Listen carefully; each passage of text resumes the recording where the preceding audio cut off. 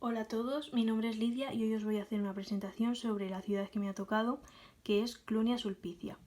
Lo que veis en el fondo era la visión aérea de la ciudad, que fue una de las más importantes construida en el siglo I al siglo X a.C. El verdadero nombre de la ciudad era Colonia Clunia Sulpicia, y como podéis ver en estas imágenes, se encontraba entre Peñalba de Castro y Coruña del Conde, aunque como podéis ver en la izquierda se encontraba un poco más cerca de Peñalba de Castro. Lo que es hoy en día la provincia de Burgos, como podéis ver ahí arriba y en esta de aquí. Fue la capital del convento jurídico de la provincia tarraconense, o lo que era antes la Hispania Citerior Tarraconensis, que luego pasó a ser la provincia de Galicia. Se sitúa en el Cerro Alto de Castro y este es el río por el que pasa, que se llama Arandilla, que es un afluente del Duero. Al ser una ciudad muy cultivable, atrajo a muchas villas a vivir a los alrededores. Esta es la entrada actual de lo que es la ciudad. Vale, pues ahora vamos con un poco de la evolución histórica de la ciudad, que estaba dividida en dos épocas, la celtibérica y la romana. La celtibérica estaba fundada en el cerro perteneciente a los arébacos. Este es un ejemplo de cómo iban vestidos los arébacos, que eran unas tribus prerromanas que pertenecían a la familia de los celtíberos. Estas tribus lo que hacían era ocupar los lugares altos, ya que las defensas eran muy fáciles. Y como podéis ver ahí, llamaban a la ciudad Cloniok, aunque luego más tarde terminó llamándose Clunia, por diversas razones.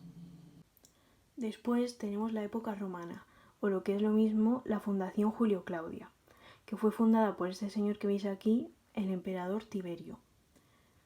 Consideró a la ciudad un municipio, ya que tenía este tipo de monedas antiguas llamadas ases, semiases y dupondios. En el siglo I después de Cristo se llevó a cabo la construcción de los edificios públicos y finalmente, tras todo el desarrollo que se estaba llevando a cabo en la ciudad, consideraron a Clunia una colonia, llamándose así Colonia Clunia, nombre al que después se le añadió Sulpicia, haciendo honor al señor de la izquierda llamado Sulpicio Galbá, que fue un emperador muy importante que hizo que la capital fuese del imperio. También llevó a cabo la cristianización de la ciudad, junto al otro señor que veis a la derecha, el emperador Vespasiano.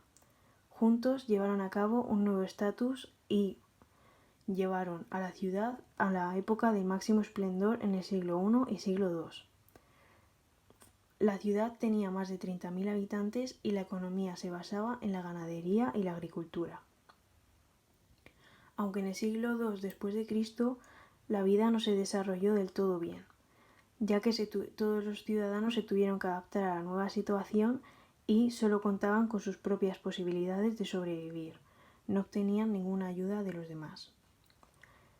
Sin embargo, lejos de ir a mejor, en el siglo III después de Cristo se llevó a cabo la total despoblación de la ciudad, a causa de la caída del imperio y la crisis.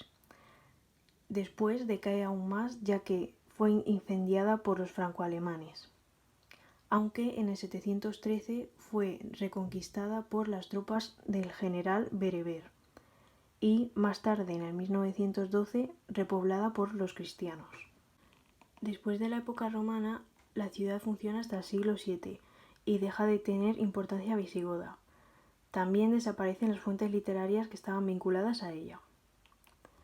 Ahora vamos con la historia de las excavaciones, las cuales las primeras corresponden a Juan López Ráez, que fue un canónigo de la capital de Burgos en el siglo XVIII. Él decide documentar todo en su obra en 1788, como podéis ver en la derecha, llamada Descripción histórica del obispado de Osma. Él decide excavar el Alto Castro, donde encuentra restos arqueológicos y restos de pueblos cercanos. También, como podéis ver en la esquina, excava el teatro, donde identifica los restos de la ciudad romana. Poco después, Narciso Centenach excava las cuevas ciegas e Ignacio Calvo las termas de los Arcos, el teatro y la zona del barranco de Pedregales. Sin embargo, las excavaciones más profundas vienen de la mano de Blas Tarracena, en 1931 hasta 1934, ya que decide fijar su trabajo en la Casa 1, la cual poco después lleva su nombre.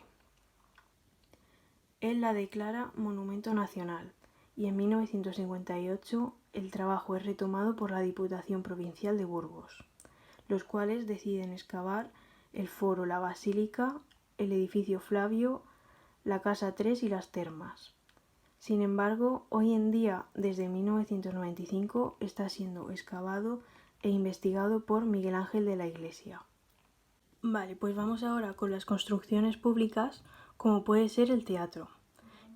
Como podéis ver, hay dos reconstrucciones hechas, una desde la visión aérea y otra de más de cerca. Y así es como lo podéis encontrar hoy en día. Fue construido en el siglo I después de Cristo, en el borde del cerro, y tenía una cavidad de más de 10.000 personas. Se aprovechó la ladera para poder evacuar las aguas, y fue excavado recientemente ya que estuvo enterrado muchos años por los depósitos naturales. Como podéis ver, el graderío estaba apoyado en la ladera, y fue tallado sobre la roca que encontraron allí mismo. El pórtico, que es esto que veis aquí, tenía acceso a unas escaleras, que estaban situadas aquí y aquí, que te llevaban a los diferentes niveles del graderío. Los espectadores lo que podían ver eran 2 pisos de columnas corintias y una puerta por la que entraban y salían los actores. En la parte superior había un tornavoz de madera, que hacía que llegase la voz mucho mejor a todos los diferentes niveles. Y en el piso sobraba un hueco, como podéis ver aquí, que actuaba de caja de resonancias y se ponían varios vasos de bronce llenos de agua por los distintos niveles. En el siglo II después de Cristo llevaron a cabo una transformación de todo el teatro, acondicionando más el espacio para que se pudiesen hacer más obras de teatro. Después tenemos las termas, que por poneros un poco en contexto, eran una necesidad higiénica y básica para todos los romanos, donde también a su vez podían socializar con todos los ciudadanos.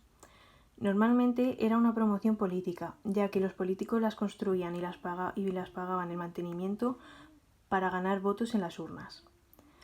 Las únicas que se conocen en Clunia son la terma del Foro y la terma de los Arcos, que estaba dividida a su vez en 2 partes. Aquí podéis ver la terma del Foro, que no he encontrado fotos en sí, pero sí que he encontrado fotos de cómo iba su funcionamiento. Como podéis ver, se calentaba el fuego que lo llevaba a las distintas partes de la terma calentando estas piedras que veis aquí, que a su vez calentaban el agua de la terma. Esta era la más pequeña que podíais encontrar en Clunia, y para que veáis un poco dónde se distribuía, estaba cerca del foro, como podéis ver aquí, que a su vez estaba también cerca de la casa número 3 y de la casa triangular. Después aquí, como podéis ver, están las termas de los Arcos, que estaban un poco más alejadas de lo que viene siendo todo el foro. Esta terma tenía acceso desde el cardo y también tenía una habitación octogonal que hacía de vestuario, por donde a su vez también se podía acceder a 2 habitaciones donde se celebraban reuniones. También podíais acceder al frigidario, que era una piscina de mármol con pavimento de mosaico, donde a su vez también podíais acceder a las salas caldeadas. Después tenemos las termas de los Arcos, que eran 2 edificios independientes separados por una calle. Se cree que estaban tan cerca porque tenían que nutrirse por las aguas subterráneas. Como veis aquí, esto es lo que queda de las termas de los Arcos, que como veis estaban alejadas de lo que viene siendo el foro, que es esto de aquí. He encontrado un mapa sobre cómo iban las termas de los Arcos, esta es la número 1 en concreto, y las 2 sufren modificaciones en el siglo II, donde se les añade aulas cubiertas, y se cree que este edificio era un ejemplo único de la arquitectura romana de la península ibérica. Después tenemos el foro, que como podéis ver a día de hoy solo nos podemos conformar con esta reconstrucción, ya que si vamos a Clunia lo que vamos a encontrar es esto de aquí, lo que viene siendo solamente la base del edificio. Esto se le consideraba un espacio urbano en el centro de la ciudad, ya que estaba situado en la parte más alta del cerro. Era una plaza pública donde se llevaban a cabo varias funciones, como la religiosa, la comercial y la jurídica. La función religiosa se realizaba en esta parte de aquí, denominada cabecera del foro, o también llamado Templo de Júpiter, que contenía unas grandes dimensiones y un carácter bastante dominante a comparación con los demás edificios de la ciudad. Aquí se juntaban todos los ciudadanos para honrar a Roma, a Tríada Capitolina y a veces al emperador Augusto. La función comercial se llevaba a cabo en esta parte de aquí, denominado porticado, que como podéis ver estaba dividido en dos plantas. Abajo había pequeños negocios que normalmente eran tabernas y arriba podían almacenar toda la mercancía. Abajo estaba construido por varias filas de columnas que dejaban espacio tanto como para andar como para desarrollar la venta ambulante. En la plaza habitualmente se realizaban actos como reuniones y ferias. Por último, tenemos la función jurídica que se desarrollaba en esta parte de aquí, que era la basílica, que como podéis ver está dividida en 3 naves, la más grande que es lo que es la basílica y luego hasta la más pequeña. La basílica tenía grandes dimensiones y ocupaba un lugar bastante preferente en el foro. Aquí se custodiaban las leyes y el registro administrativo. Como podéis ver, por dentro estaba decorada con columnas corintias. Dejando a un lado las construcciones públicas, en Clunia también se hallaron 2 grandes descubrimientos, como son las paredejas y el edificio Flavio. Ambos se encontraban entre el camino del foro y la terma de los Arcos, y estaban uno al lado del otro. En el caso de las paredejas, estaba compuesto por 2 muros grandes, y con una técnica idéntica a la del edificio Flavio.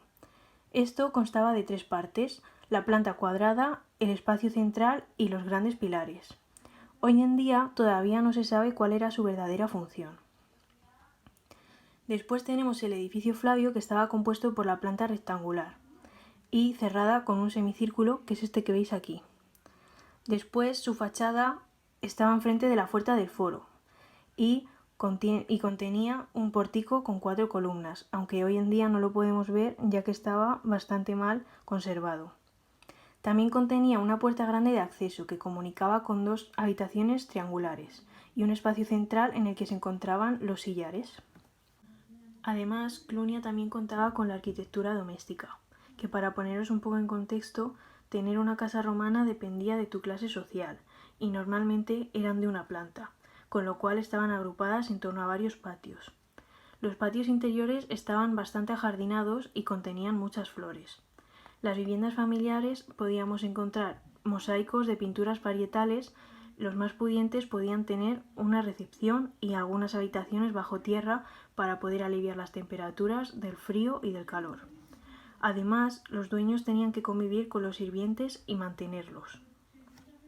En Clunia podemos encontrar 4 tipos de casas distintas, entre ellas la Casa 1, o también llamada Casa de Taracena, haciendo honor a su excavador Blas Taracena.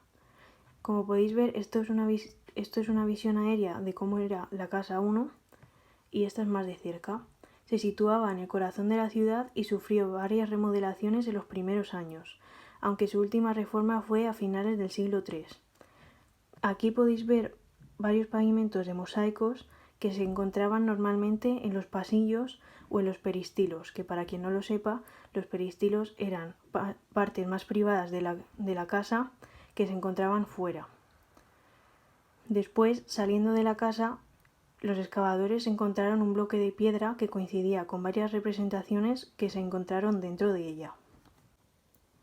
Otro tipo de casa que podemos encontrar es la Casa 3, que como podéis ver desde la visión aérea se encuentra entre el foro y la casa triangular, que es esta de aquí, que ahora hablaremos de ella.